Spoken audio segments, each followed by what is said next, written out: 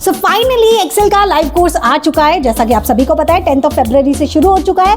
ये वीडियो उसी क्लास 1 का सेशन है जहां से आपको ये आइडिया लग जाएगा कि हमारे सेशन कितने इंटरेक्टिव होते हैं, डाउट्स को कैसे सॉल्व किया जाता है और किस तरीके से हम सारी चीज़ों को पढ़ते हैं। तो अगर आप भी चाहते हैं मेरे साथ जुड़ना, मेरे लाइव कोर्स में एनरोल करना, तो सारी की सारी डिटेल्स आपको डिस्क्रिप्शन में मिल जाएगी। आप वहाँ जाके चेक कर सकते हैं या डायरेक्टली कॉल भी कर सकते हैं।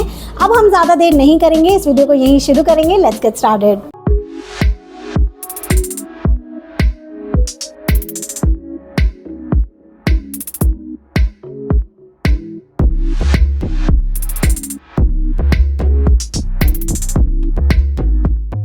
फर्स्ट ऑफ ऑल मैं अपने आप को इंट्रोड्यूस कर देती हूँ। मेरा नाम तानू सिंगल है और मैं आप सभी को एक्सेल पढ़ाने वाली हूँ। कहीं ना कहीं आप लोग मुझे ऑलरेडी देखते होंगे, जानते होंगे। अब इस जर्नी में और अच्छे से जान जाएंगे और हम एक्सेल को बहुत ही डिटेल में पढ़ेंगे। ठीक है, तो चलिए मैं शुरू करती हूँ। Late me just share my screen first. बहुत सारे वीडियोस देखे आपके। ओके रील्स, क्योंकि वो मैंने ऐसे करके रखा है ना, कुछ ना कुछ जो भी होगा रील्स आती है उसके अंदर। Okay okay okay sir, thank you. चलिए अब क्लास शुरू करते हैं। देखिए कोई भी इनकन्वीनियंस ना हो इसलिए म्यूट कर लीजिएगा। कहीं पे भी कुछ डाउट आता है तब अनम्यूट कर लीजिएगा। आप सभी को मेरी स्क्रीन विजिबल है? जी ओके ओके ओके ओके, चलिए शुरू करते हैं। देखिए सबसे पहले एक्सेल को ओपन कैसे करना है। आप नॉर्मली अपने सिस्टम पे जाकर आप एक्सेल लिख सकते हैं, ओपन हो जाएगा। हम आज जो बात करने वाले हैं वो इंटरफेस की बात करने वाले हैं। एक्सेल कैसा दिखता है, क्या है, कोई फीचर किस लिए होता है, ये सारी चीज़ों के बारे में बात करने वाले हैं। कुछ नोट डाउन करना है मैडम? वो मैं हैंड टू हैंड आपको नोट डाउन भी करा रही हूँ एंड साथ ही साथ में ये शीट भी आपको प्रोवाइड कराऊंगी। आपको सारी चीज़ें मतलब जितने भी डाउट्स हैं ना वो धीरे धीरे सब क्लियर हो जाएगा। थोड़ा सा पेशेंस रखना होगा। Okay okay, no problem, thank you जी। तो देखिए एक्सेल मेरा ओपन हो चुका है। जैसे ही आप एक्सेल ओपन करेंगे आपको इस तरीके का इंटरफेस नज़र आएगा। देखो जितनी भी यहाँ नीचे फाइल्स दिख रही हैं वो आपके में नज़र नहीं आएंगी, जस्ट बिकॉज मैं पहले से काम करती हूँ इस पर, इसलिए ये यहाँ नज़र आ रहा है। आपके सिस्टम पे ये नज़र नहीं आएगा अगर फर्स्ट टाइम काम कर रहे हो। उसके बाद आपको यहाँ पे मिलता है ब्लैंक वर्कबुक, फाइनेंशियल और भी बहुत सारी टेम्पलेट्स हैं। टेम्पलेट्स किस लिए होती हैं?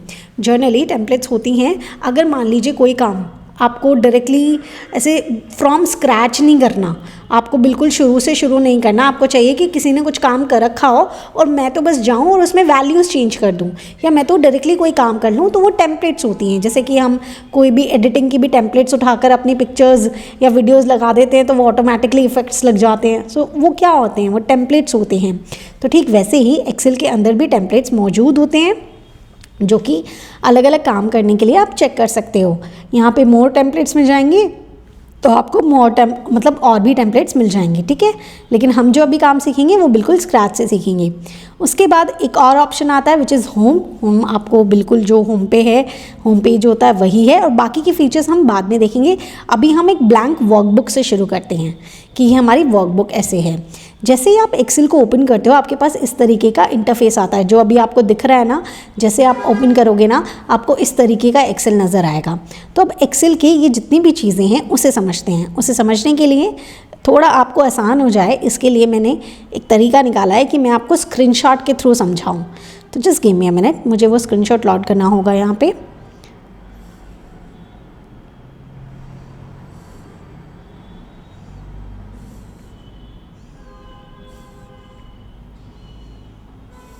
देखिए ये स्क्रीनशॉट यहाँ आ गया है। अब हम इसे डिटेल में समझेंगे कि कोई चीज़ क्यों दे रखी होती है, क्यों दी हुई होती है और उसका क्या मतलब होता है। ओके,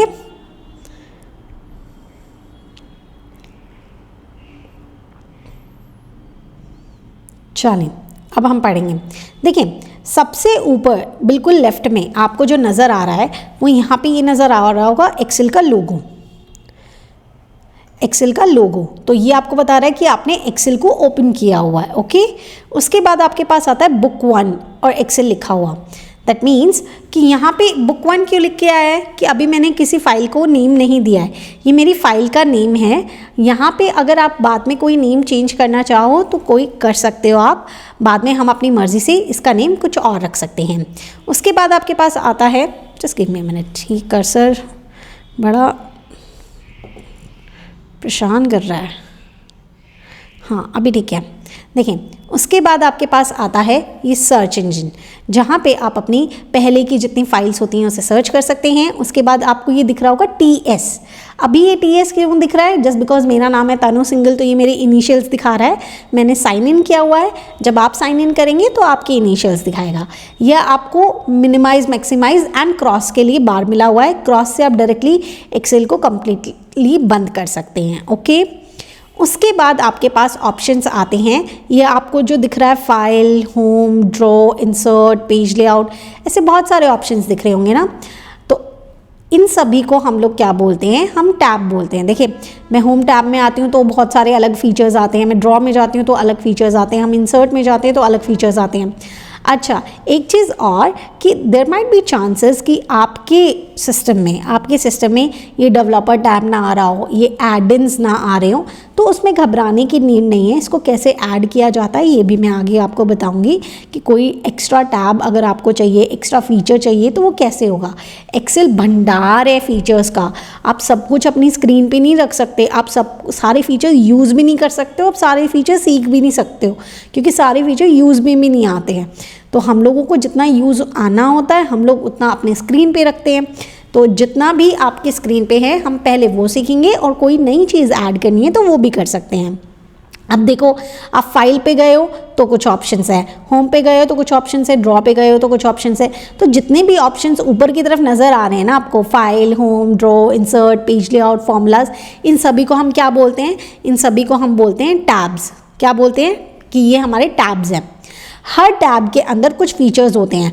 होम टैब सबसे बड़ा टैब कंसिडर किया जाता है। हर टैब्स के अंदर बहुत अलग अलग तरीके की फ़ीचर्स हैं। अब आप यहाँ नीचे देखोगे, फीचर्स तो हम देखेंगे कि यहाँ तो जो कलर है वो ग्रेइश कलर है, और बीच में ये वाइट कलर से एक बॉक्स बना हुआ है जिसके अंदर सारे फीचर्स गिवन है। अगर आप यहाँ पे भी देखोगे तो ये डार्क ब्लैक है, लेकिन ये हल्का सा चारकोल ग्रे काइंड ऑफ है, थोड़ा सा कम फेडेड ब्लैक कह सकते हो आप, उस तरीके का है। तो इस पोर्शन को हम बोलते हैं रिबन। रिबन के अंदर सारी चीज़ें गिवन होती है, इसको हम क्या बोलते हैं? रिबन बोलते हैं। Just give me minute, I think somebody is there. तो इस पोर्शन को हम रिबन बोलते हैं। अब रिबन के अंदर आप देख रहे होंगे हर जगह ना एक ऑप्शन है, इस तरीके से ऑप्शन है, क्लिपबोर्ड का है, फॉन्ट का है, अलाइनमेंट का है, नंबर का है, और उनके बीच में ये लाइन गिवन है। दैट मीन्स इन्होंने क्या किया हुआ है कि ये पूरा एक ग्रुप बना दिया है। ये आपका क्या है? ग्रुप है, ठीक है। अगर कोई अलाइनमेंट का ग्रुप है तो उसमें अलाइनमेंट से रिलेटेड के सारे फीचर्स होंगे।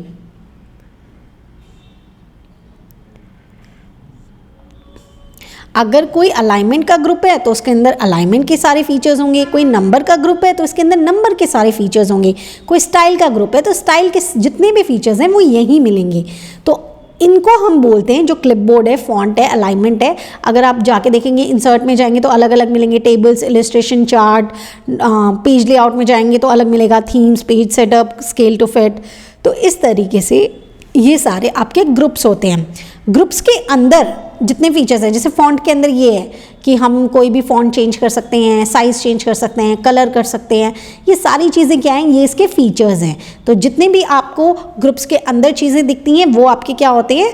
फीचर्स होते हैं, और बाकी ये चीज़ें ग्रुप होती हैं।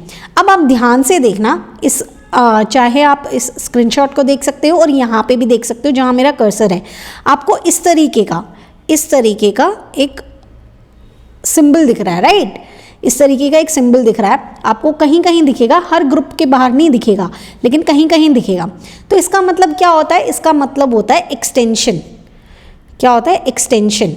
बेसिकली ये क्या कह रहा है? देखो, मैंने अभी आपको क्या बताया, एक्सेल के अंदर तो बहुत सारे फीचर्स हैं। अभी फॉन्ट से रिलेटेड मान लो बहुत सारे फीचर्स हैं, तो स्क्रीन पे तो एक लिमिटेड स्पेस है ना, वो सारे फीचर्स तो आपको विजिबल करेगा नहीं।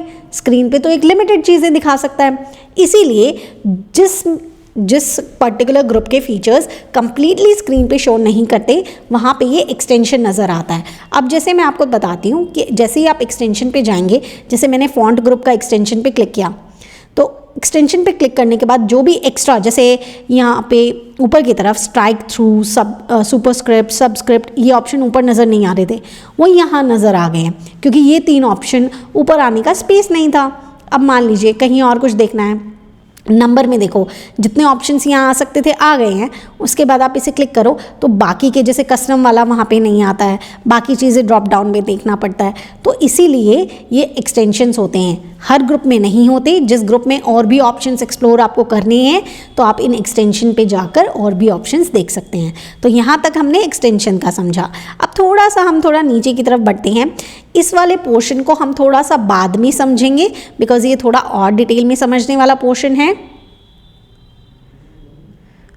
अब हम थोड़ा सा एक दो चीज़ें और जानेंगे। देखो यहाँ पे नीचे की तरफ आपको यहाँ दिखेगा शीट 1 दिख रहा है और एक प्लस का साइन दिख रहा है। तो यहाँ से हम प्लस प्लस करके और भी शीट्स बना सकते हैं। देखिए यहाँ पे देखो शीट 1 है, मैंने ये प्लस किया तो शीट 2 आया, मैंने प्लस किया शीट 3 आया। अब इनका आने का रिलेवेंस क्या है इसको हम डिटेल में समझेंगे। पहले थोड़ा सा इसे समझ लेते हैं। ये जो आपको दिख रहे हैं, एक ये वाला पोर्शन और एक ये पोर्शन, इसको हम बोलते हैं स्क्रॉल बार। ये आपको क्या हेल्प करते हैं, कहीं पे भी जाने में हेल्प करते हैं।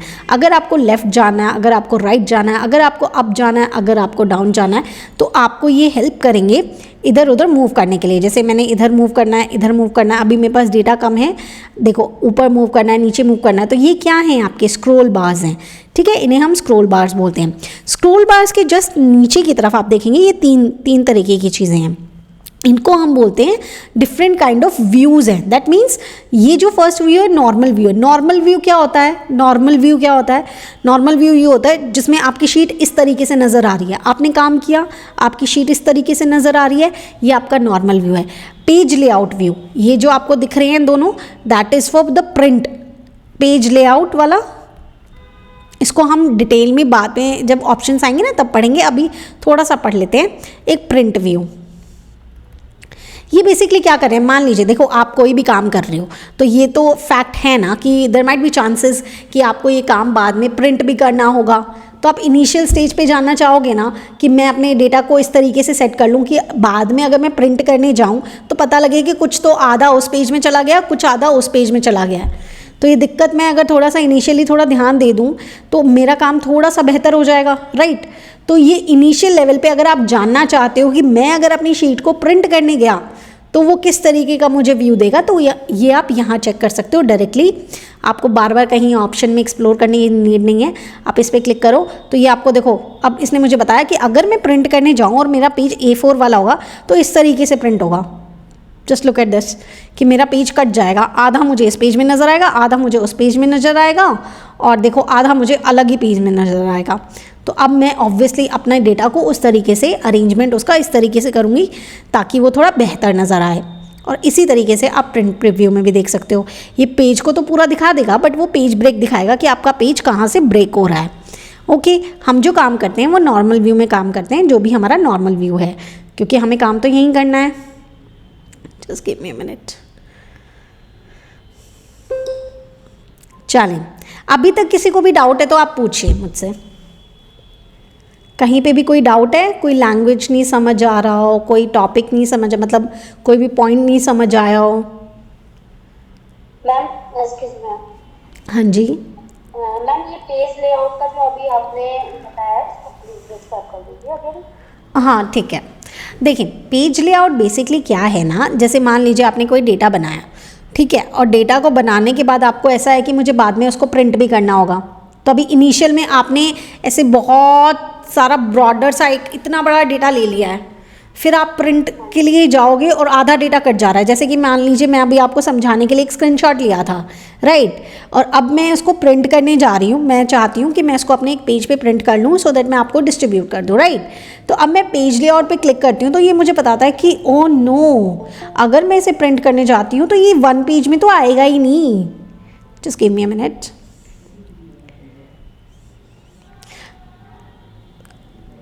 एक सेकेंड, किसी का डाउट है?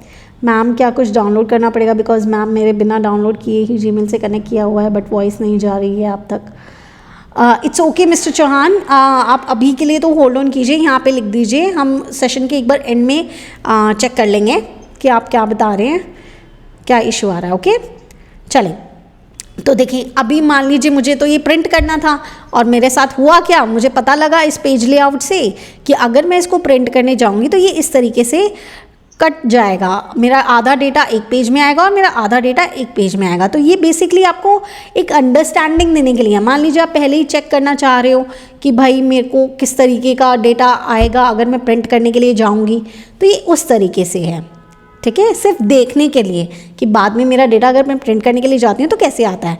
हाँ जी, किसी ने हैंड रेज किया हुआ था, मिस्टर शाह बताइए।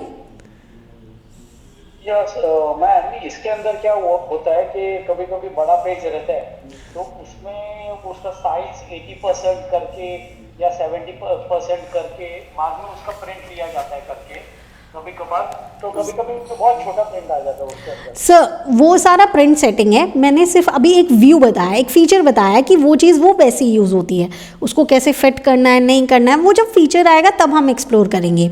अभी के लिए ये है कि ये जो पेज लेआउट फीचर है वो आपको ये दिखाता है, यहाँ पे कोई प्रिंट की बात नहीं हो रही है, सिर्फ ये हो रही है कि अगर मुझे फ्यूचर के लिए, हाँ जी आधा पेज दिखा रहे वही ना, हाँ जी हाँ जी, तो अगर मान लीजिए मैं यहीं से थोड़ा बहुत देखकर थोड़ा व्यू अपना चेक कर सकती हूँ कि मैं एडजस्ट कर लूँ तो ठीक हो जाएगा क्या, वो चीज़ आप कर सकते हो। प्रिंट की सेटिंग्स में वो हम अलग से सीखेंगे। ओके, और जो रोज और कॉलम्स है, जो रोज है, नहीं sir sorry to interrupt you, देखिए रॉज कॉलम्स जितनी भी आएंगी अभी मुझे एक्सप्लेन करने दीजिए। देयर माइट बी चांसेस कि यहाँ पे कुछ लोग ऐसे हों जो फर्स्ट टाइम एक्सेल कर रहे हों, ठीक है, तो ये उनके लिए थोड़ा सा डिस्टर्बिंग सा हो जाएगा अगर इस तरीके की क्वेश्चन मैं एक बार पढ़ा लेती हूँ, उसके बाद आप उससे रिलेटेड आप पूछ लीजिएगा। हाँ जी मिस्टर चौहान। मैम एक बार रिबन किसको बोलते हैं, हाँ ओके मैं बताती हूँ आपको रिबन किसको बोलते हैं। देखिए एक बार मुझे इसे नॉर्मल व्यू में लेने दीजिए।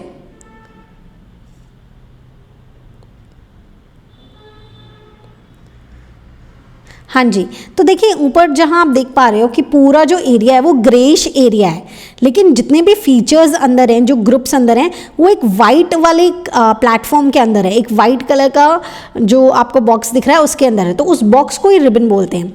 चाहे आप स्क्रीनशॉट के अंदर देख लें, जो ये आपको एरिया दिख रहा है वो डार्क ब्लैक दिख रहा है ना, जेड ब्लैक दिख रहा है, बिल्कुल ही एकदम डार्क है।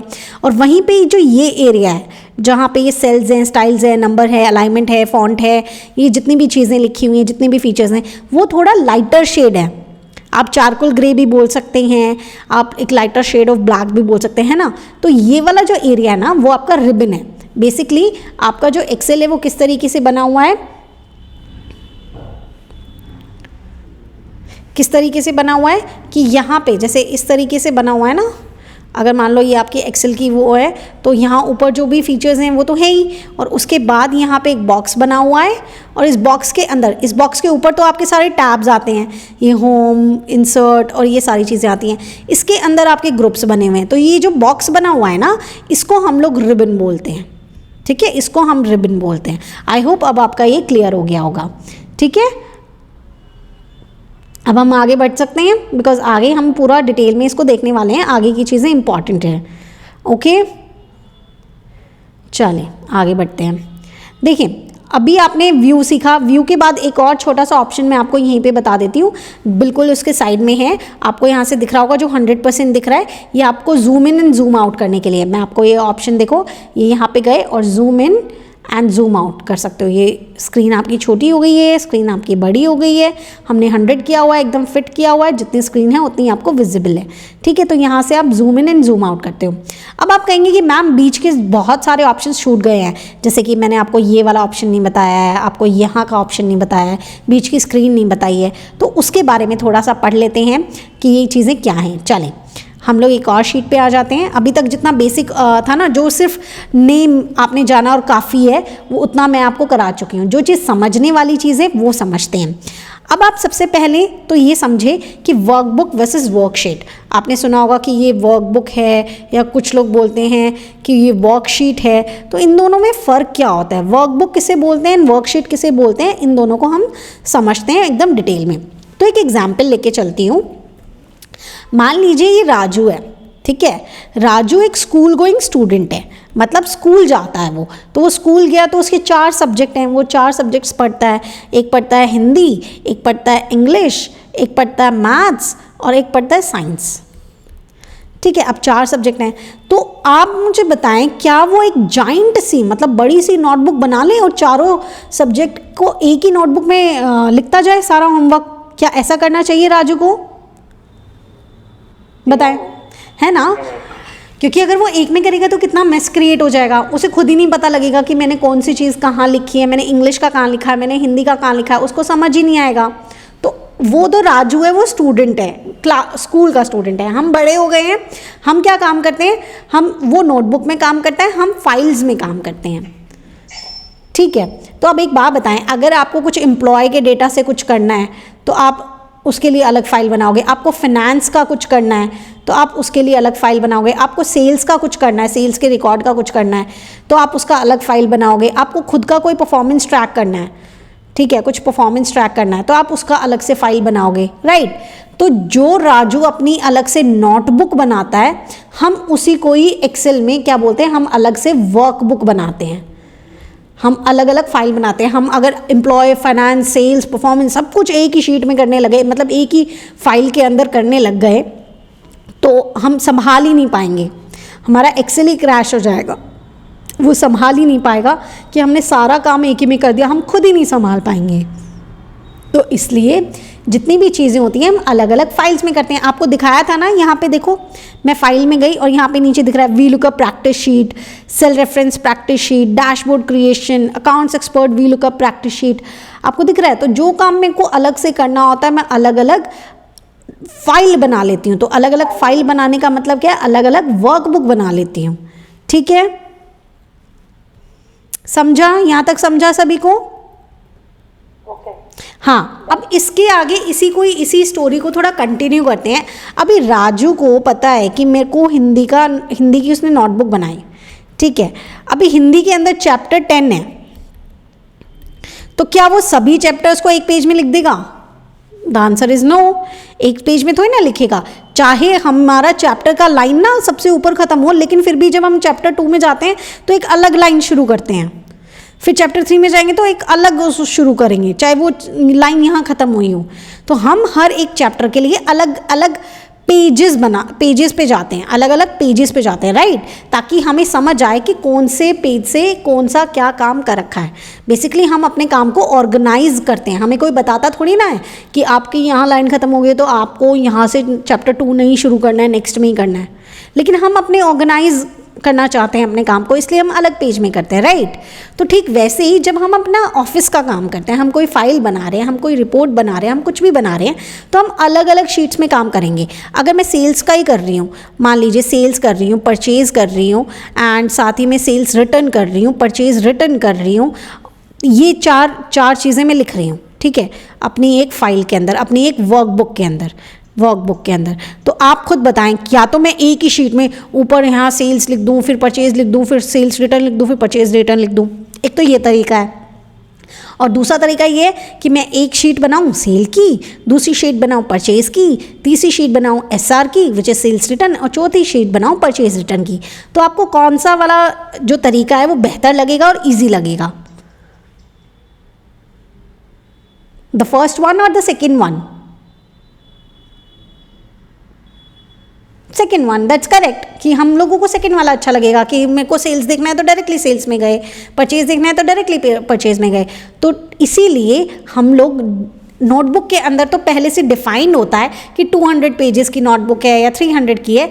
यहाँ पे हम अपनी मन मर्जी से जितनी भी शीट बनाना चाहें बना सकते हैं, अपनी मर्जी से उन पे काम कर सकता है। तो जो वर्कबुक के अंदर पेजेस होते हैं, जो नोटबुक के अंदर पेजेस होते हैं, वो आपके यहाँ पे क्या है, वर्कशीट है। बेसिकली क्या है, यहाँ हम पेजेस को क्या बोल रहे हैं, वर्कशीट बोल रहे हैं, ठीक है।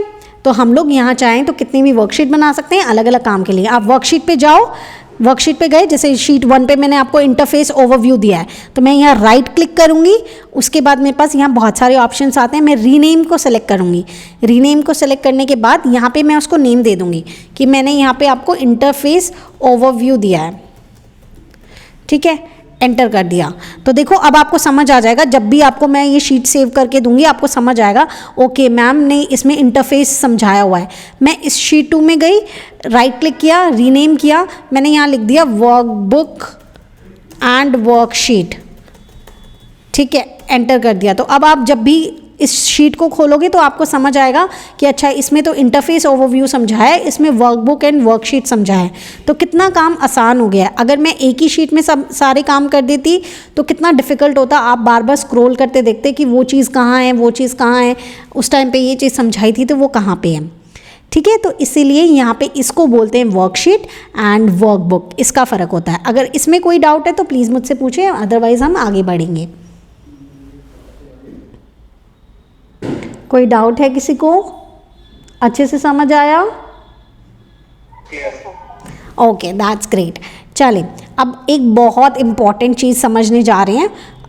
अगर ये चीज़ लगती छोटी सी है, लेकिन ट्रस्ट मी, अगर हम इन छोटी छोटी चीज़ों को बहुत अच्छे से कर लें, वर्कशीट में कितने, कोई ऐसे प्रीडिफाइन नहीं है। अगर कुछ प्रीडिफाइन कोई नंबर होगा तो I will let you know, otherwise आप कितना भी बना सकते हो until unless your Excel crash। ठीक है, हाँ मैं क्या बता रही थी आपको, एक सेकेंड एक बार रिपीट कर दीजिए ma'am. Workbook versus worksheet. Workbook, okay, मैं एक थोड़ा सा आपको ओवरव्यू वापस से एक बार रिपीट कर देती हूँ कि वर्कबुक क्या होता है और वर्कशीट क्या होता है। Workbook is like your files, कि आपको अलग अलग काम करने के लिए अलग अलग फाइल्स लगेंगी, तो आपकी वो वर्कबुक होती हैं।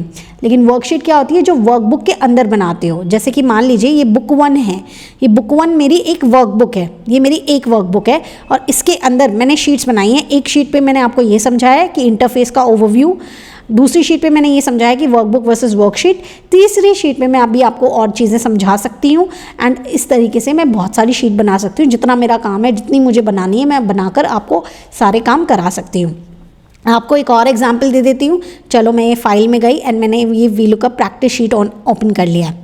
ठीक है, तो जैसे मैंने यहाँ पे देखो, मुझे अलग अलग वीलुकअप समझाने थे, राइट। तो मैंने एक को मेन डेटा बना दिया, यहाँ पे कुछ बेसिक समझाए हैं, यहाँ पे वीलुकअप 1, वीलुकअप 2, वीलुकअप 3। तो मुझे पता है कि जब मुझे वीलुकअप की प्रैक्टिस करनी है तो मुझे इस शीट पे आना है, दैट मीन्स इस वर्कबुक पे आना है। और वर्कबुक के अंदर मैंने अलग अलग 1, 2, 2, 2, 3 इस तरीके से कुछ नंबर दे रखे हैं। मैंने अपनी मर्ज़ी से यहाँ पे कुछ चीज़ें लिखी हुई हैं। अब मैं उस अकॉर्डिंग अपना डेटा चेक कर सकती हूँ।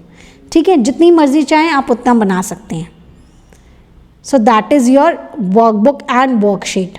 ओके, चलिए, एक चीज़ हमेशा समझें कि जो छोटी छोटी चीज़ें होती हैं ना, उसे अगर डिटेल में, एक्सेल में दिक्कत कहाँ आ रही है, क्योंकि एक्सेल सभी ने कभी ना कभी किया है और सभी ने कभी ना कभी सीखा भी है। बस छोटी सी दिक्कत ये है कि सभी ने ना एक पर्टिकुलर डेटा पे सीख लिया, दूसरी चीज़ ये सीख लिया कि इसको ये बोलते हैं और उसको वो बोलते हैं, लॉजिक नहीं समझा। और लॉजिक नहीं समझने की वजह से जब जैसे ही बड़ा डेटा आता है, हमारा ये हो जाता है कि अब नहीं लग रहा इस पर।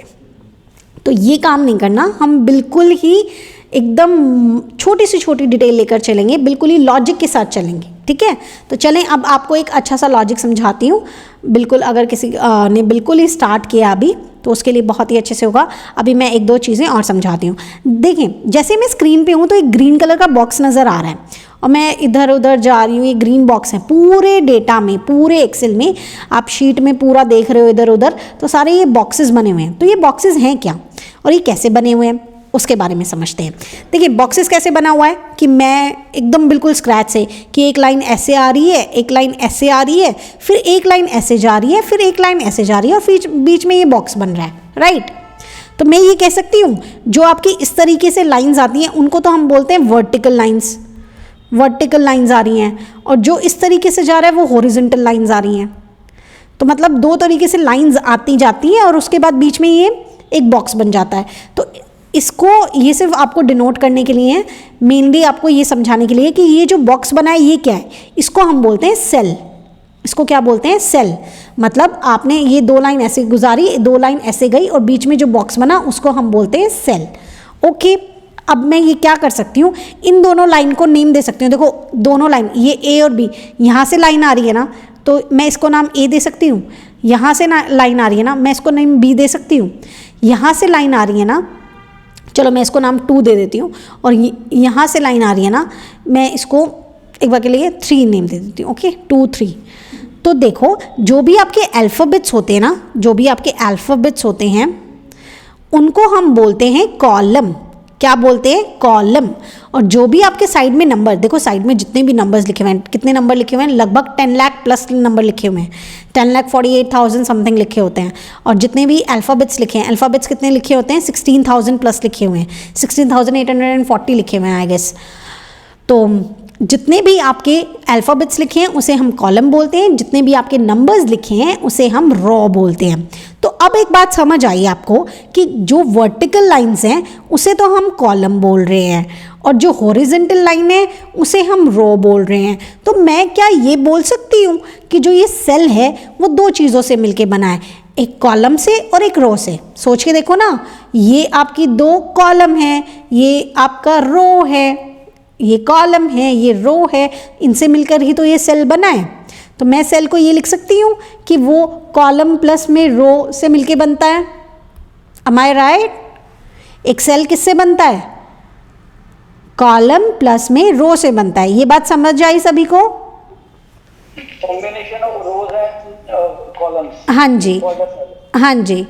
कॉलम अभी हम बिल्कुल ही वैसे सीख रहे हैं, तो एकदम रो एंड कॉलम से मिलके बनता है। अब इसमें आगे समझिए कि मैंने आपको बता दिया कि ये रो एंड कॉलम से बनता है। तो आप किसी भी सेल पे गए, आप कहीं पे भी आपने क्लिक किया, जो बॉक्स बन रहा है वो सेल है। ऊपर देखो, कलर देखो, पी का, ओ का, बाकी सबका सेम है, इसका कलर थोड़ा डार्कर है, दैट मीन्स इसका सिलेक्शन हुआ है। तो एक तो क्यू का सिलेक्शन हुआ है, जैसे मैं ओके राइट साइड में, सॉरी लेफ्ट साइड में देखो, यहाँ पे किसका सिलेक्शन आपको लग रहा है, देखो किसका कलर डार्कर है, 19 का है ना। तो दैट, इस सेल का नाम क्या हो गया कि ये क्यू कॉलम और 19th रो से मिलके बना है और सेल का नेम है Q19। और अब बिल्कुल लेफ्ट में देखो Q19 लिख के आया है। ये आपका नेम बॉक्स होता है, नेम बॉक्स आपको सेल का नाम बताता है।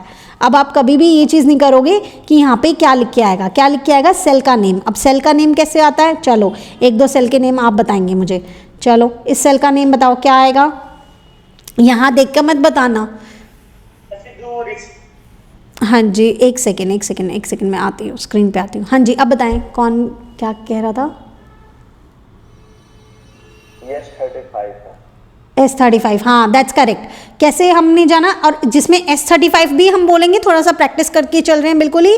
तो S is your column, 35 is your row. Column 35 row. हाँ, अभी आप ये वाला देखो, ये क्या है, E33, that is correct. E is your column, 33 is your row. हाँ करेक्ट। एक दो और देखते हैं, फिर उसके बाद कुछ और आगे का सीखेंगे। ये क्या है आपका, K27, that's correct. K is your column, 27 is your row. एक दो और देखते हैं। अभी ये क्या है, that is correct. P is your column, 37 is your row. तो अभी आपको रो समझ आया, कॉलम समझ आया और सेल समझ आया। तीन चीज समझ आ गई सभी को, बहुत अच्छे से समझ आ गई, दैट्स करेक्ट। अब एक फीचर और बच जाता है विच इज फॉर्मूला बार। अब वो कैसे काम करता है वो बताती हूँ। अभी हमने सीखा सेल, मैंने ये सीख लिया सेल क्या है, मैंने ये सीख लिया सेल में लिखते के मतलब बोलते क्या है, कैसे बनता है, ये सब। अब हम सेल में लिखना भी तो सीख लेना। तो लिखने के लिए कैसे करेंगे, मान लीजिए आप कहीं पे भी पहुंच गए। फिलहाल के लिए मैं माउस का यूज़ कर रही हूँ, कीबोर्ड का यूज़ आपको अभी आगे चल के बताऊंगी जब मैं आपको शॉर्टकट कीज़ के साथ भी सिखाऊंगी, ठीक है। तो अभी मैं जो बहुत ही बेसिक सिखा रही हूँ वो सीखना। अभी आप किसी भी सेल में चले गए, मैं थोड़ा सा जूम कर लेती हूँ स्क्रीन पर, बहुत अच्छे से दिखेगा आपको। मैंने इतना जूम कर लिया, देखो नीचे से यहीं से ही जूम किया, 285% हो गया। ओके, मैं किसी भी सेल में गई तो ये देखो ग्रीन कलर का बॉक्स बन रहा है, दैट मीन्स वो सेल सेलेक्टेड है। हमारा कौन सा सेल सेलेक्टेड है, C50, आपको दिख ही रहा है यहाँ से। ओके, अब एक तरीका है कि मैं जिस भी सेल में जाऊँ और डायरेक्टली लिखना शुरू कर दूँ। तो मैं जो भी लिखूँगी वो मेरे सेल के अंदर लिखा जाएगा। जैसे मैंने यहाँ लिखा Tanu Singhal which is my name, तो तानू सिंघल लिखा और एंटर कर दिया। एंटर करने से क्या होगा, मैं उस सेल से बाहर आ जाऊँगी। एंटर किया तो ये सेल बाहर आ गया, ठीक है। तो देखें, जो भी आप सेल के अंदर लिखते हैं ना वो आपको यहाँ ऊपर भी नज़र आता है फॉर्मूला बार में। फॉर्मूला बार क्या करता है, किसी भी सेल में जहाँ आप पहुँचोगे उसके अंदर कुछ भी लिखा हुआ है वो आपको यहाँ नज़र आएगा। तो अब आप कहोगे कि मैम एक बात बताओ, जो चीज़ सेल में लिखी है वही चीज़ फॉर्मूला बार में लिखी है, तो वहाँ लिखने का क्या मतलब है, यहीं लिख तो रहे हैं। देखो जब बहुत बड़ा बड़ा डेटा होगा और आपके पास साइड में भी काफ़ी डेटा है तो देखने में दिक्कत आएगी, तो आप फॉर्मूला बार से देख सकते हो। दूसरी चीज़, अब मान लीजिए मुझे यहाँ तनु ये एस को बड़ा करना है, तो एक तो तरीका ये है कि मैं यहाँ पे जाऊँ एंड डबल टैप करूँ तो मेरा कर्सर अंदर चला गया और उसके बाद जाके मैं SINGHL करूँ इसको। लेकिन अब मुझे मान लो टी बड़ा करना है तो मैं बार बार जिस पे जाऊँ डबल टैप करूँ, ये करने से बेहतर है ना कि मैं यहाँ पे जाऊँगी और यहाँ से डायरेक्टली ये देखो मैंने टी कर दिया, एंटर कर दिया, तो ये देखो यहाँ पे ठीक हो गया। तो हम चाहें तो डायरेक्टली कोई चीज़ फॉर्मूला बार में चेंज करेंगे तो यहाँ चेंज होगा, जो यहाँ चेंज करेंगे वो फॉर्मूला बार में चेंज करेगा। मतलब ये दोनों सेम ही हैं, जो चीज़ आप सेल के अंदर लिखते हो वही आपको फॉर्मूला बार में नज़र आती है। अब इसका एक और यूसेज बताती हूँ, प्रैक्टिकल यूसेज, ताकि आपको ये ना लगे कि अरे फिर इसका यूसेज ही क्या है। मान लो गलती से मैं एक बार के लिए ना इसका कलर वाइट कर देती हूँ। अब यहाँ कुछ लिखा हुआ है क्या? आपके अकॉर्डिंग, मेरे अकॉर्डिंग यहाँ कुछ नहीं लिखा हुआ, लेकिन जैसे ही आप यहाँ पे आए और आपके फॉर्मूला बार में आपको दिखा, अरे फॉर्मूला बार में तो तनु सिंगल दिख रहा है लेकिन यहाँ तो मुझे कुछ नज़र नहीं आ रहा। फिर आप सोचेंगे कि क्या गड़बड़ हो सकती है, फिर आप समझेंगे कि ओ ये तो कलर ही चेंज हो रखा है इसलिए नज़र नहीं आ रहा। अब सोचो वो चीज़ यहाँ पे नज़र नहीं आती तो आपको पता ही नहीं लगता इसके अंदर कुछ लिखा हुआ है। कहीं आप कुछ नंबर का काम कर रहे होते और ये टेक्स्ट लिखा होता और आपका गड़बड़ हो रही होती। तो फॉर्मूला बार में हम बहुत सारे फॉर्मूलाज चेक कर सकते हैं, मतलब जितनी भी चीज़ें हमारे सेल के अंदर लिखी होती है ना वो हम अपने फॉर्मूला बार में चेक कर सकते हैं। ओके, जो भी हम यहाँ लिखेंगे वो ही हमारे फॉर्मूला बार में विजिबल होगा। अभी तक किसी को भी कुछ भी डाउट होता है तो आप मुझसे पूछ सकते हैं।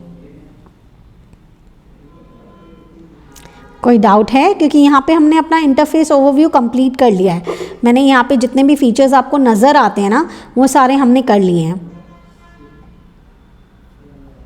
बताएं। No doubt, all clear. Clear ma'am, that's great. Okay, that's great. अब मैं आपको एक चीज़ बताती हूँ। आपने स्क्रीनशॉट देखा होगा, स्क्रीनशॉट में आपने देखा होगा कि जब फीचर्स थे उनका जो कलर था वो ब्लैक नज़र आ रहा था, राइट?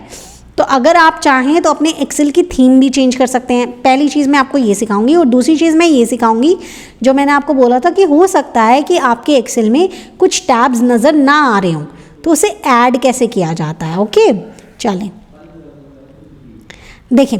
सबसे पहले हम थीम सीखेंगे। तो थीम का क्या है? बेसिकली हम सेटिंग चेंज कर रहे हैं अपने एक्सेल की। तो एक चीज़ मैं आपको बता देती हूँ, जब भी हम कोई भी सेटिंग चेंज करते हैं, ये माइक्रोसॉफ्ट का है ना एक्सेल, तो बाकी के भी जो माइक्रोसॉफ्ट के टूल आपके सिस्टम में होंगे उनकी थीम भी ऑटोमेटिकली चेंज हो जाएगी। ओके, अगर आप यहाँ ब्लैक कर रहे हो तो कोई माइक्रोसॉफ्ट का कुछ और अगर मैं ओपन करके देखूँगी टूल तो वो भी ब्लैक हो जाएगा। तो आप उसको ध्यान से कीजिएगा कि आपको क्या करना है। फाइल में जाएंगे, फाइल में जाने के बाद नीचे यहाँ अकाउंट में जाएंगे। अकाउंट में जाने के बाद यहाँ पे देखो, एक तो ये ऑफिस बैकग्राउंड मिलता है। अभी ऑफिस बैकग्राउंड उतना विजिबल नहीं होता है। देखो ऊपर ये कुछ लाइंस आ रही हैं। Late me just change it for you. And मैंने ये डूडल सर्कल्स कर दिए। तो देखो ये यहाँ पे डूडल सर्कल्स आ रहे हैं। बहुत ही कम विजिबल होता है ये, ऑल्दो इतना कुछ ज़्यादा इफेक्ट आता नहीं है, बट अगर किसी को कुछ थीम चेंज करना है तो वो कर सकता है। ऑफिस थीम चेंज करना है, ये तो बैकग्राउंड था। डार्क ग्रे करना है तो डार्क ग्रे कर सकते हैं, इस तरीके से हो जाएगा। ब्लैक करना है, मैंने उस टाइम पे ब्लैक किया हुआ था तो ये ब्लैक इस तरीके से नज़र आ रहा था। अब देखो वहाँ जाके देखो, आपका ये पूरा का पूरा सिस्टम जो भी है वो ब्लैक नज़र आने लग जाएगा आपको। करेक्ट? तो आपने क्या किया, आप अपने फाइल में गए, यहाँ नीचे अकाउंट में गए। अकाउंट में जाने के बाद यहाँ से आपने चेंज किया। मैं इसको वापस से वाइट करना चाहती हूँ, मैंने इसे वाइट किया तो देखो ये वापस से वाइट हो गया, ये हर जगह से वाइट हो गया। तो इस तरीके से आप अपने सिस्टम की थीम चेंज कर सकते हो। सिस्टम की नहीं, सॉरी, एक्सेल की थीम चेंज कर सकते हो। आप उसे कोई और कलर में भी कर सकते हो। अब मान लीजिए ये डेवलपर टैब है, ये ऐड इन है, इस तरीके से आपको भी ऐड करना है या फिर मुझे इनको हटाना है, हटाना हो चाहे ऐड करना हो वहीं से ही होगा। तो मान लीजिए मुझे ये दोनों हटाने हैं अभी के लिए, तो मैं क्या करूँगी, अभी बहुत सिंपल तरीका बता रही हूँ, फिर एक शॉर्टकट भी बताऊँगी। फाइल में जाएंगे, फाइल में यहाँ नीचे की तरफ आपको ऑप्शंस नज़र आ रहा है, राइट? तो आप ऑप्शंस पे क्लिक करेंगे। ऑप्शंस पे क्लिक करने के बाद आप यहाँ पे कस्टमाइज रिबन, मैंने अभी आपको समझाया था ना कि इसको क्या बोलते हैं, रिबन बोलते हैं। तो रिबन में ही हमारे सारे टैब्स, फीचर्स, तो जितने भी फीचर्स से रिलेटेड कुछ भी होता है तो वो रिबन के अंदर जाएगा। तो कस्टमाइज रिबन में जाएंगे। यहाँ पे देखो, एक तरफ तो वो सारी चीज़ें हैं जो भी लेबल फ़िलहाल हमने कराई हो रही है, और एक तरफ जितनी हमने एक्टिव की हुई हैं। ठीक है। कस्टमाइजेशन यहाँ पे होएगा, यहाँ से हम चूज़ करते हैं। देखो ऊपर लिखा हुआ है, कोई भी चीज़ हम काम करते हैं ना तो खुद से पढ़ कर करने की कोशिश करेंगे और सब कुछ पढ़ के करेंगे। ऐसा नहीं होगा कि मैं डायरेक्टली कह दूँ ये कर लो वो कर लो। ऐसा करने से वो आज तो लर्न हो जाएगा लेकिन बाद में आप भूल जाओगे। तो इसलिए यहाँ पे देखो चूज़ कमांड्स फ्रॉम, राइट। तो अभी तो पॉपुलर कमांड इसने खुद ने मुझे एक तरीके से सजेस्ट की हुई है कि देखो ये पॉपुलर कमांड्स है, आप ये यूज़ कर सकते हो। लेकिन मैं तो कह रही हूँ कि नहीं, मुझे तो एक्स्ट्रा कुछ चाहिए। मान लो मुझे तो कैमरा वाला फीचर कुछ ऐड करना है, तो मैं क्या करूँगी, इस पर क्लिक करूँगी एंड यहाँ से ऑल कमांड्स में जाऊँगी। आप चाहें तो सिर्फ टैब भी चूज़ कर सकते हैं कि मुझे सिर्फ मेन टैब्स जाननी है, मुझे सिर्फ मैक्रोज जानने हैं, मुझे सिर्फ फाइल टैब जानना है। It's totally up to you. मुझे सभी कमांड्स जाननी है ताकि मैं अपने लिए नए नए फीचर्स देख सकूँ। तो मैंने ऑल कमांड्स पे गए, ठीक है। तो यहाँ से मान लीजिए मुझे कैमरा ऐड करना है तो सी से स्टार्ट होता है ना, तो सी हम जाएंगे, एक सेकेंड, कैमरा सर्च करेंगे यहाँ से, CACA camera camera camera camera camera camera. देखो ये कैमरा दिखा, एक सेकेंड शायद कोई है, लेट मी जस्ट, ओके चलें। अब हम यहाँ देख रहे थे ना, ये देखो कैमरा का ऑप्शन नज़र आया ना, मुझे कैमरा चाहिए था तो कैमरा पे क्लिक करते ही ये देखो ऐड वाला ऑप्शन ओके चालू हो गया है। तो मैंने ऐड किया, अभी मैंने उसको ग्रुप नहीं दिया है, तो मुझे कौन से ग्रुप में, मेरे को न्यू टैब चाहिए, या तो मैं चाहती हूँ पहले ही किसी टैब में, नहीं मुझे तो अलग से चाहिए।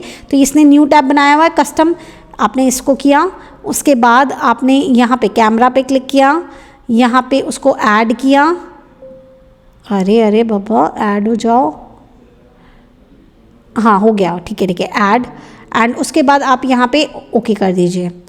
तो यहाँ पे एक न्यू टैब आ गया है जिसके अंदर मेरा कैमरा फीचर आ गया है। तो ठीक वैसे ही आप कोई चीज़ हटा भी सकते हैं। अभी मैंने आपको ऐड करना सिखाया, ऑल कमांड्स में गए, अपनी कमांड ढूंढी जो भी आप ऐड करना चाहते हो, ऐड किया एंड ओके कर लिया। अगर हटाना चाहते हो तो अब शॉर्टकट की से बताती हूँ, बार बार फाइल और उसमें जाने की नीड नहीं है। ये रिबन दिख रहा है ना आपको, चाहे आप यहाँ से कर लीजिए, रिबन दिख रहा है ना, आप अपने कर्सर को लेके जाएँ, राइट क्लिक करें तो यहाँ देखो कस्टमाइज रिबन का ऑप्शन आ जाता है, आप इस पर क्लिक करने डायरेक्टली ये ओपन हो जाता है।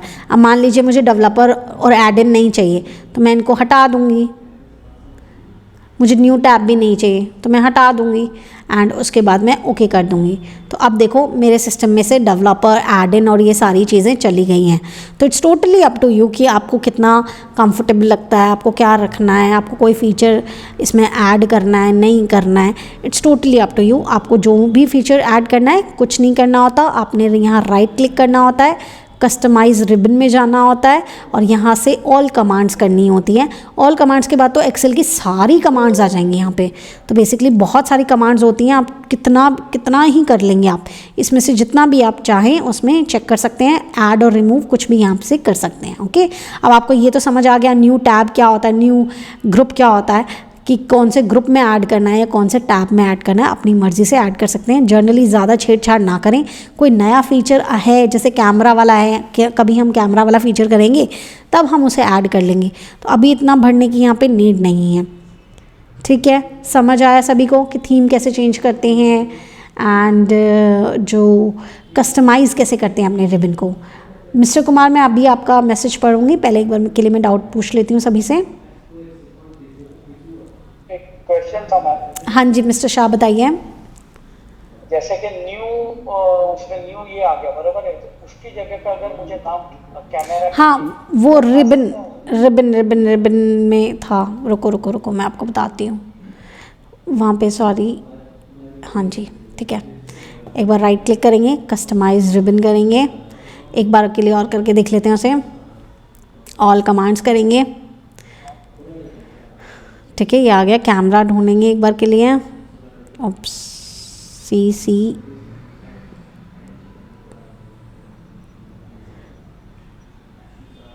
Just give me a minute, let me just, हाँ यहाँ पे कैमरा रहा, हाँ न्यू टैब को हमें करना है रीनेम को हम करेंगे कैमरा। ठीक है, हम करेंगे ओके एंड हम करेंगे ओके। तो अभी जो आया वो कैमरा के नेम से आया है। ठीक है, वहाँ नीचे ऑप्शन होता है रीनेम करने का, तो हम रीनेम भी कर सकते हैं। मैम एक बार दोबारा बताना, अभी आपका क्लियर हो गया है क्या मिस्टर देवेंद्र? हमने दोबारा वो प्रोसेस किया था, कैमरा ढूंढा, ऐड किया, उसको न्यू टैब में ओके किया, फिर उसको रीनेम किया और उसके बाद उसमें वो नया फीचर ऐड हो गया है। समझ आया? अब मैं एक बार क्वेश्चन भी पढ़ लेती हूँ इनका।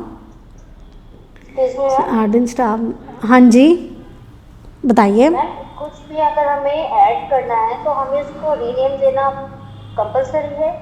नहीं मैम देखिए, ये पूरा का पूरा आपके ऊपर है। मुझे जैसे अच्छा लग रहा था, जैसे मुझे तो उसमें भी कंफर्टेबल था, न्यू टैब था क्योंकि मैं बहुत कम यूज़ करती हूँ कैमरा, तो मेरा चल गया। अगर किसी को वो बार बार यूज़ करना है, आप चाहते हो कि मैं तो उसको नेम रख के रखूँ, तो आप वैसे कर सकते हो। It's totally up to you. यहाँ पे बहुत सारी कमांड्स हैं, हर किसी को हर कमांड कभी यूज़ नहीं होती है। कोई भी पर्सन ऐसा नहीं होगा जो कंप्लीट एक्सेल को यूज़ कर रहा है। हर पर्सन को अपना एक सर्टेन काम होता है, उसके अंदर कुछ सर्टेन चीज़ें उसको काम आएंगी, जिसको जो काम आता है वो उसको ऐड कर लेता है। ज़्यादा छेड़छाड़ हम नहीं करते, जो डिफ़ॉल्ट है ना वो काफ़ी यूज़फुल है। ज़्यादा छेड़छाड़ नहीं करते हम, ज़्यादा से ज़्यादा क्या ऐड कर लेते हैं, डेवलपर टैब ऐड कर लेते हैं, एड-इन्स ऐड कर लेते हैं, तो ये चीज़ें ऐड कर सकते हैं। 2019 है जिसमें एड-इन्स टैब नहीं है और नहीं कस्टमाइजेशन रिबन है। आपकी एक्सेल एड-इन्स ये बिल्ड है आपने क्रिएट किया, नहीं उसमें होगा सर। आप चेक कीजिएगा फाइल वाले में जाकर, आप एक बार दोबारा से चेक कीजिएगा, ऑप्शन में जाके कस्टमाइज रिबन है क्या, पहली चीज़। दूसरी चीज़, मेरे में एड इन इसलिए शो हो रहा होगा जस्ट बिकॉज मेरे में कुछ AI टूल्स ऑलरेडी एडेड थे। तो अगर आपके पास AI वहाँ पे एड इन नज़र नहीं आ रहा है ना, इट्स ओके। देखो मैं आपको दिखाती हूँ, यहाँ पे एक तो होम टैब में, होम टैब के अंदर भी एड-इन्स आ जाता है। अगर आपको यहाँ पे भी नज़र नहीं आ रहा है तो भी इट्स ओके, कोई दिक्कत नहीं है। मुझे एक बार के लिए कस्टमाइज रिबन में जाकर अपने डेवलपर टैब को ऑन करने दीजिए एंड ओके करने दीजिए। देखो डेवलपर टैब में जाओगे ना तो यहाँ पे भी आपको एड-इन्स मिल जाएगा। देखो मैं आपको एक बात बताती हूँ, जब आप होम टैब सबसे बड़ा टैब है, होम टैब के अंदर इतने फीचर्स हैं कि अगर आप इसे यहीं पे डिटेल में कर लो ना तो बाकी के टैब्स भी थोड़े थोड़े कवर हो जाते हैं। तो एड-इन्स आपको अलग अलग जगह मिल जाएगा, तो ऐसा नहीं है कि उसमें नहीं है, उसमें भी मिलेगा आपको, 2019 में भी मिलेगा। फिर भी कहीं दिक्कत आती है, ऐड नहीं हो रहा है, तो आप मुझे टेक्स्ट कर दीजिएगा, मैं आपकी ज़रूर हेल्प करूँगी। Office 2024 is okay for our course, हाँ डेफिनेटली, बल्कि वो तो और भी अच्छा है सर। क्या कह रही हैं आप मैम? मैम जैसे कैमरा ऐप पर हमने ये टैब लिया है, तो इसका मोस्टली यूज जैसे हम किसी भी आपकी फाइल है उस पर वर्क कर रहे हैं तो हम फाइल का स्क्रीनशॉट लेते हैं, देन हम इस टैब का यूज़ करते हैं। हाँ, डेटा को पिक्चर में कन्वर्ट करने के लिए, और वो भी ऐसी पिक्चर जो कि वर्किंग पिक्चर हो। मतलब अगर आपने अपने डेटा में कोई चीज़ चेंज की है तो वो पिक्चर में भी चेंज हो जाएगी, तो इसलिए ये यूज़ करते हैं। हम आगे चल के इस फीचर का यूज़ करेंगे। ठीक है, चलें अब थोड़ा सा और पढ़ लें, थोड़ा सा और पढ़ लेते हैं आज के लिए, है ना। देखें एक चीज़ और सीखेंगे, यहाँ पे सीखते हैं। मान लीजिए मैंने अपना नेम लिख दिया तानु सिंघल, ओके। अब आप देखेंगे कि तानु सिंघल तो मैंने लिखा था, किस में लिखा था, E41 में, okay. E is my column, 41 is my row and E41 is my cell, okay. तो E41 के अंदर लिखा था, लेकिन मैं क्या देख रही हूँ कि ये E और F के बीच में आ रहा है, तो क्या ये F सेल में भी लिखा हुआ है? तो आपने F पे क्लिक किया और फिर देखा कि ओ माय गॉड, मेरा तो फॉर्मूला बार खाली है, तो इसका मतलब F में तो नहीं लिखा हुआ है, F41 में तो नहीं लिखा हुआ है, ये पूरा लिखा हुआ है और पूरा का पूरा E41 में लिखा हुआ है। तो दिक्कत क्या है? दिक्कत ये है कि देखो सभी सेल्स का विड्थ और लेंथ सेम है जब आप एक्सेल को शुरू करोगे, लेकिन बाद में आप उसे अपनी मर्ज़ी से एडजस्ट करना चाहो तो कर सकते हो। अभी मुझे चाहिए कि ये जो मेरा सेल का विड्थ है ना थोड़ा इंक्रीज़ हो जाए, सो दैट मेरा जो पूरा नेम है वो इसमें लिख के आए। तानु सिंघल पूरा लिख कर है, तो मैं क्या करूँगी, अभी के लिए आपको कर्सर कैसा नज़र आ रहा है? अभी के लिए आपको प्लस नज़र आ रहा है, right, black and white colour का प्लस नज़र आ रहा है, थोड़ा थिक है। अब जैसे ही आप E और F के बीच में, जस्ट बिकॉज आप इसी सेल का विड्थ बढ़ाना चाहते हो, E और F के बीच में जाओगे तो इस कर्सर चेंज हो रहा है, होता हुआ दिख रहा है ना। तो जैसे ही आप जाते हो कर्सर चेंज हो जाता है। तो इसका मतलब क्या है, यहाँ पे आपको सिलेक्शन ले सकते हो। कर्सर चेंज हो रहा है, इसका मतलब क्या है, सिलेक्शन ले सकते हो। आप इस पे गए, प्लस वाला साइन आया, अब आप इसे होल्ड कर लो, डबल टैप करके होल्ड कर लो। होल्ड से देखो ये पूरी कॉलम सेलेक्ट हो गई है, इसे कॉलम बोलते हैं ना, सेलेक्ट हो गया। And just drag it side में, जितना ड्रैग करना चाहते हो उतना ड्रैग कर लो, उतना ही बड़ा सेल हो जाएगा। आपको इतना करना था इतना कर लो, कह रहे हो नहीं मैम मुझे तो कम करना है, तनु सिंगल तो कम में आ जाएगा, तो चलो फिर कम कर लो, ठीक है। लेकिन एक मैनुअल तरीका ये था कि मैं इस पे जाऊँ और इसे डबल टैप करके ड्रैग कर लूँ, जितना भी मर्जी है मेरा उतना, कभी इतना हो जाता है मुझसे, कभी इतना हो जाता है। दूसरी चीज़ क्या आती है कि मैम मैं कभी तो बहुत ज़्यादा ड्रैग कर दे रहा हूँ, कभी बहुत कम कर दे रहा हूँ, तो कुछ ऐसा तरीका बताओ कि जो अपने आप ही ये हो जाए कि जितने में मेरा नाम आए उतना अपने आप ही हो जाए, मतलब अपने आप ही ये फिट कर दे।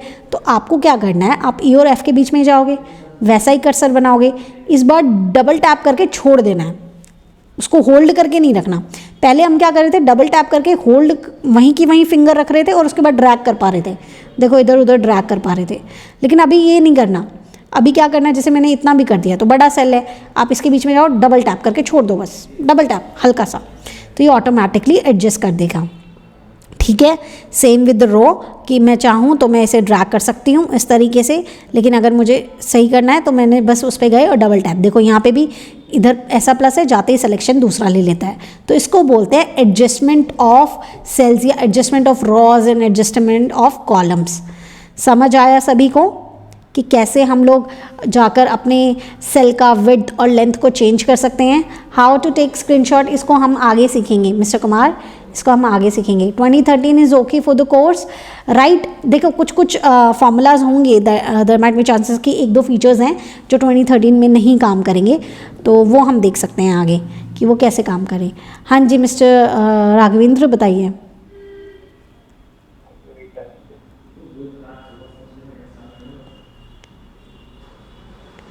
Okay mister Singh. हाँ जी मिस्टर राघवेंद्र बताइए। आप म्यूट हैं इसलिए आपकी आवाज़ नहीं आ रही है। जी मैम। हाँ जी कह रहे हैं जो ये प्लस का चिन्ह आता है, हाँ, इसे क्या बोला जाता है? इसे अलग से कुछ नहीं बोल रहे सर, उसको भी वही कर्सर ही बोलेंगे कि वो प्लस का साइन आ गया है वही। मैम, इसमें बहुत तरह के प्लस हैं, एक तो है ड्रैग करने वाला है, एक ये वाला जैसे मतलब कि कॉलम के ऊपर जैसे डी पे क्लिक कर दिए, और एक सेल में रखने पे अलग कर्सर, मतलब क्या सारी चीज़ें सर सिलेक्शन के लिए यूज़ होती हैं, तो ऐसे कोई पर्टिकुलर नेम एज सच नहीं है।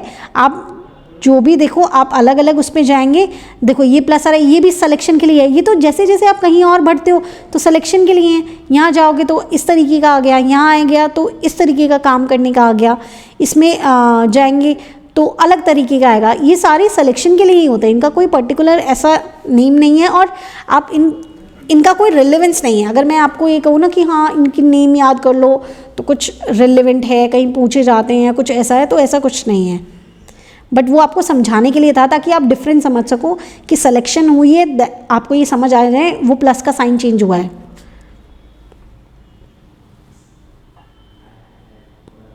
ठीक है, आप जैसे धीरे धीरे काम करने लगेंगे तो आपको इस चीज़ की आदत हो जाएगी, फिर आपको ये ऐसा नहीं लगेगा कि वहाँ ऐसे क्यों आ रहा था, ये ऐसे क्यों आ रहा था। आप धीरे धीरे काम कीजिए, फिर ये चीज़ नहीं वो आपको परेशान करेगी। ओके, और कोई डाउट है किसी को? No ma'am. Okay okay okay okay okay. देखिए द फर्स्ट थिंग मैं आपको बताती हूँ, आज के लिए हम थोड़ा इतना ही रखते हैं क्योंकि कल से हम फिर डेटा एंटर करना बाकी चीज़ें करना शुरू कर देंगे। आज मेरा बस ये था कि मैं आपको पूरा इंटरफेस ओवरव्यू दे दूँ कि किस तरीके से क्या चीज़ है। अब मान लीजिए एक और चीज़ मैं आपको सिखाती हूँ।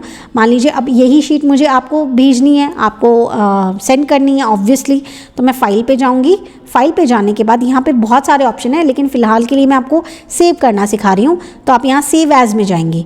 सेव एज़ में जाने के लिए जस्ट बिकॉज हमें उसको पहली बार सेव करना है, उसको नाम देना है, तो सेव एज़ में गए, आप इस पर क्लिक कीजिए। यहाँ पे आपके पास ऑप्शन आते हैं, आप कहाँ पे इसे सेव करना चाहते हैं। तो मैं यहाँ पे ब्राउज़ करूँगी क्योंकि मुझे अभी उसको बताना है कि मैं अपने लैपटॉप में इसे कहाँ सेव करना चाहती हूँ। तो मैंने ये क्लिक किया उसके बाद मान लीजिए मैं यहाँ पे ढूंढ लेती हूँ कि कहाँ मुझे सेव करना है। मुझे मान लीजिए वॉल्यूम ये डी में सेव करना है और यहाँ पे भी कोई न्यू फोल्डर बना के सेव करना है। जैसे मान लीजिए मैं एक्सेल फैब बैच करके इसको सेव कर लेती हूँ, ठीक है। मैंने एंटर किया, मैंने इस पर क्लिक किया, यहाँ पे मुझे सेव करना है। किस नाम से करना है? अब देखो, अब मैं यहाँ पे नेम चेंज कर सकती हूँ। मैं यहाँ पे class 1, I am so sorry, just give me a minute.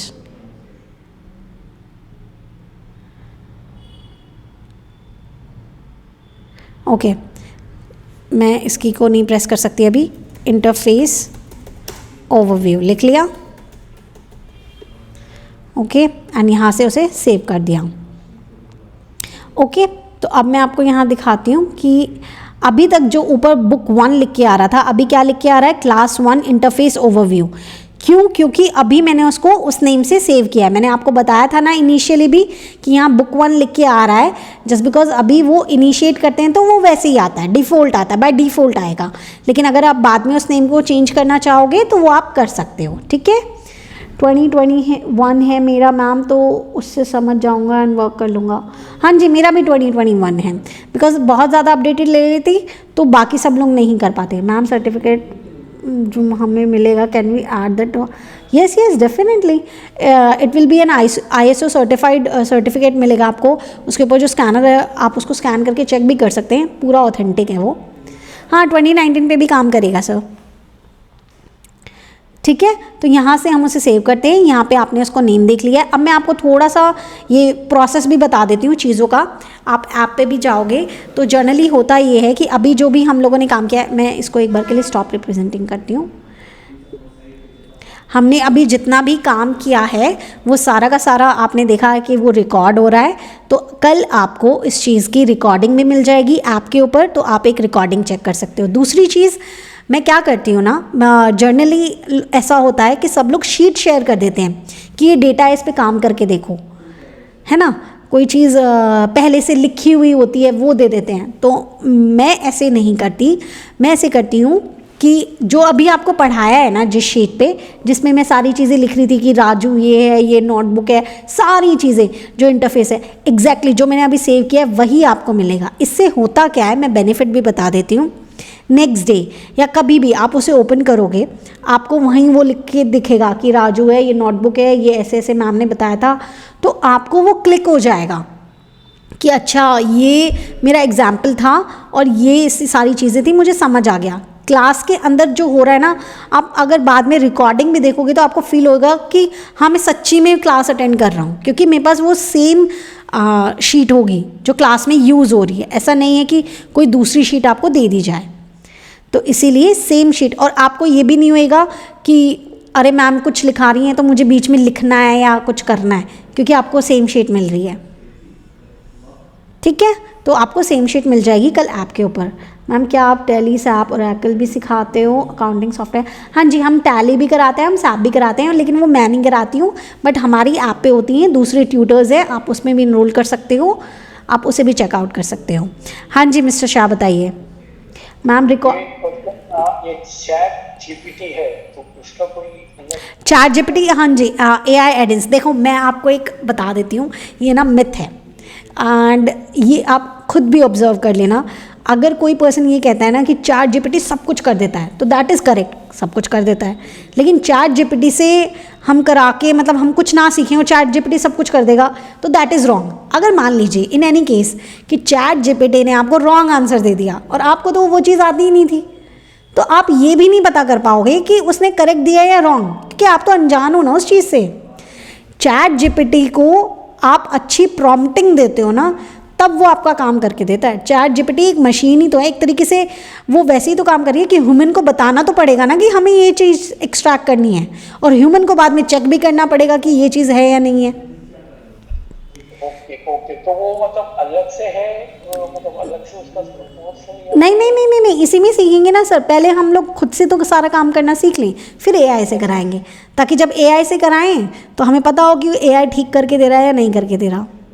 And trust me, AI कितना भी करा ले, जब तक खुद को नहीं आता ना, you can't feel confident enough कि हाँ ठीक है। हाँ जी, अब तो डीप सीक आ गया है बट उसका सर्वर डाउन ही रहता है। करेक्ट, डेटा जब ChatGPT को देंगे तभी तो वो वैल्यूबल आउटपुट देगा। That's correct. और आपको डेटा देना आना चाहिए, आपको खुद पता होना चाहिए कि आपको क्या एनालाइज कराना है, क्या काम कराना है। एंड एक चीज़ और रह गई थी ऊपर किसी का क्वेश्चन। कंग्रेचुलेशन फॉर 100 की ma'am, thank you so much ma'am. Certificate जो हमें मिलेगा, हाँ ओके मैम। रिकॉर्डिंग व्हाट्सएप में मिलेगी या वेबसाइट पे? देखिए वेबसाइट से तो आप डेस्कटॉप वर्जन आप वो कर सकते हो, लॉगिन कर सकते हो। ऐप के थ्रू भी आप हमारी क्लासेस देख सकते हो। जब मैं क्लासेस अपलोड करूँगी उसी के साथ वहीं पे ही आपकी शीट्स अपलोड होंगी, वो व्हाट्सएप पे कुछ नहीं आएगा, आप ऐप पे चेक कर सकते हो जहाँ से आपने कोर्स खरीदा है। ओके, तो शीट वी कैन डाउनलोड? हाँ शीट वहाँ से डाउनलोड हो सकती है। AI only assist us can, that's correct, एकदम करेक्ट कि वो हमें रिप्लेस नहीं कर सकता, वो हमें हेल्प कर सकता है कोई काम के लिए। सर्टिफिकेट धीरे धीरे प्रोसेस हो रहे हैं। आई गेस आप आदित्य, मैं समझ गई हूँ आप लास्ट बैच में थे ना, राइट? वो धीरे धीरे प्रोसेस हो रहे हैं। एंड फिर भी मैं टेक्निकल टीम को एक बार बात कर लेती हूँ कि वो थोड़ा जल्दी प्रोसेस करें। हाँ जी, और बताइए और किसके क्या डाउट्स हैं? मैम मेरा एक डाउट है। हाँ जी बताइए बताइए miss Priyanka. Priyanka, yes yes ma'am. Save और सेव एज, ये दोनों में अंतर क्या है? मतलब कब कब यूज करना है ये हमें? हाँ मैं बताती हूँ। जब आप फर्स्ट टाइम यूज़ करते हो ना, जब फर्स्ट टाइम कोई फाइल को सेव करते हो तो आप सेव एज में जाते हो, क्योंकि उसको आपने कुछ भी नहीं बताया कि आपको किस फॉर्मेट में सेव करना है, किस नाम से सेव करना है। तो पहला जो सेव होता है ना, वो सेव एज में जाता है बाय डिफ़ॉल्ट। अगर आप Ctrl+S से भी कर रहे हो ना उसको सेव, तो वो सेव एज वाली विंडो पे ले जाएगा आपको, क्योंकि आपने उसको पहले कभी नहीं बताया कि इस नेम से सेव कर दो। लेकिन अब मान लीजिए मैंने यही फाइल ली हुई है। अच्छा अभी आप तो स्क्रीन शेयर नहीं है ना, ओके कोई बात नहीं। अब मान लीजिए मैंने जो अभी फाइल सेव की थी वही वाली है फाइल है, उसको मैं ओपन करती हूँ और उस पर मैं दोबारा काम करने शुरू कर देती हूँ। अब मैं चाहती हूँ जो मैंने दोबारा काम किया है वो भी सेव हो जाए। तो अब मुझे बार बार जाके सेव एज में थोड़ी ना जाऊँगी मैं, उसमें जाकर बार बार उसको नाम देने की नीड नहीं है।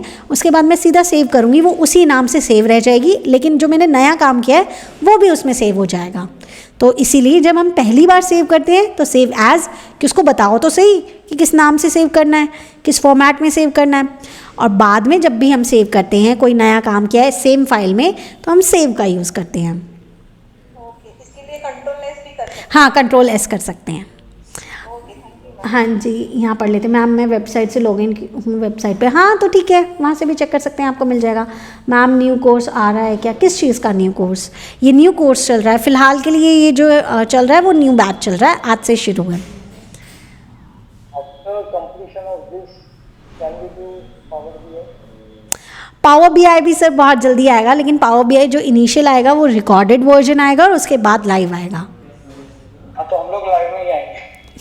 ओके नहीं वो देखो मैं आपको बताती हूँ, बहुत अच्छी चीज़ है। It's not just because I am connected with the accounts expert, but वो ओवरऑल ही मैं बताती हूँ कि अगर आप कोई रिकॉर्डेड वर्जन में भी हो ना और आप अपने आप को अपडेट करना चाहते हो, अपग्रेड करना चाहते हो, तो वो डेफिनेटली हेल्प कर देते हैं। तो ऐसा कुछ नहीं है कि रिकॉर्डेड में गए हैं तो बाद में लाइव नहीं हो सकता, वो हो जाएगा। Thank you mister Devendra. हाँ जी बताइए। हाँ जी very nice session. Okay thank you. Mister Haider बताइए। मैम मुझको ये मालूम करना था, अगर हमको MS एक्सेल का कौन सा वर्जन है वो कैसे चेक कर सकते हैं हम लोग? वो आप अबाउट में जाके चेक कर सकते हैं। में शेयर करके दिखा सकते हैं आप? हाँ हाँ definitely, just give me a minute. मैंने स्क्रीन शेयर नहीं किया है ना, late me just share my screen first.